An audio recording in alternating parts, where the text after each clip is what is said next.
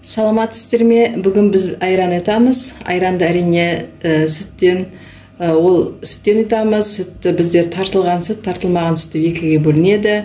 Енді айранды ету үшін жақсылап сүтімізді пісіріп аламыз да, оны суытып, сүтіміз қан жылым болған кезде айранға, сүтке мынадай бір қасық айран салып, жақсылап араластырамыз да, қақпағын жауып қоямыз.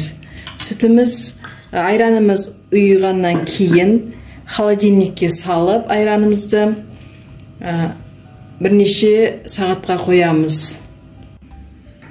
Айранымыз бірнеше сағаттан кейін холодильниктен алып, мен осылай қоюланады айранымыз. Өте дәмді айран болып келеді, қолдың айраны.